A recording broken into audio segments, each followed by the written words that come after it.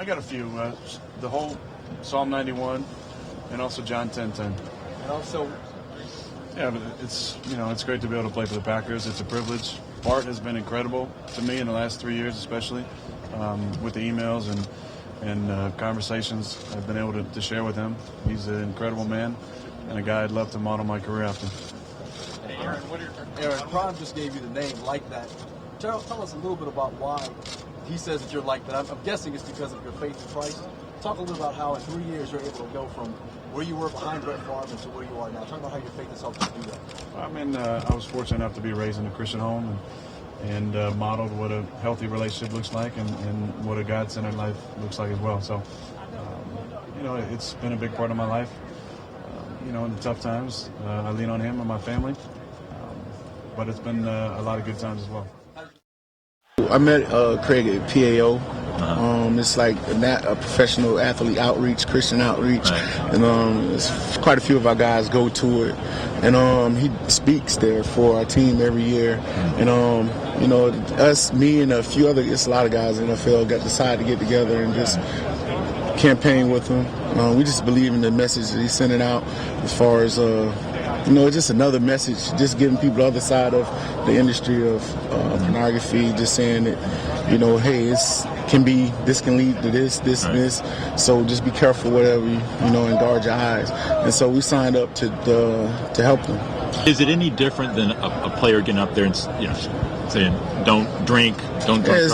It's no different. Yeah. There's no difference. It's the same thing. Because I've seen some people saying, this is what I do in my own time, blah, blah, blah. But other players have these messages too. Yeah. It's just instead of don't smoking drink or drugs, it's just porn. Giving you, it's like saying, okay, if you're going to drink, this is what can happen when you drink. Or this is, and the same thing with that. Mm-hmm. Same thing with pornography. It's the same thing. And just truly believe in, in my, guard my eyes, and it help your marriage and things like that. So it helped build stronger and healthy marriages. Were you surprised how serious the problem is? Yeah. When he started talking, when he started speaking to us at the PO, I think he got a lot of guys' attention. Yeah. And it was like, wow, we didn't know it was that serious. How do you stay grounded? How do you handle those temptations that you're talking about? How do you do that? Me personally, I pray. I pray, but you have to guard your eyes. I mean, it's like certain places I stay out of. I stay away from certain things. Just won't lead me down that path to doing things like that. Like, you don't have guys grabbing you and saying, "Hey, man." I mean, you got guys doing it, say, "Hey, Pick, come, let's go." I'm like, nah, I don't go there because I value my family and my wife, so I just try to stay away from them. There's a week like this, supposedly they're bringing in 10,000 extra. I know, and you're a man. man, being a man. You need to have people to hold you accountable to that. Friends, and a certain group of us that don't do that. You have guys on the team that kind of hold you. Hold each other accountable. Oh yeah. You got guys on the team, you got guys around the league that hold you accountable. You just, they talk to you, you hang with them, and you know that you only can do. You can't do that, I know. Hey, they might be like, "Hey, man, I know your wife. You don't have any business going to that place." Matthews comes in number 2. It means everything. It's the beginning and it's the end. Obviously, being on this platform, I'm a voice, and what God has done in my life and who I am has a lot to do with my faith and my upbringing. For those who don't know about having a relationship with Jesus Christ, what would you say?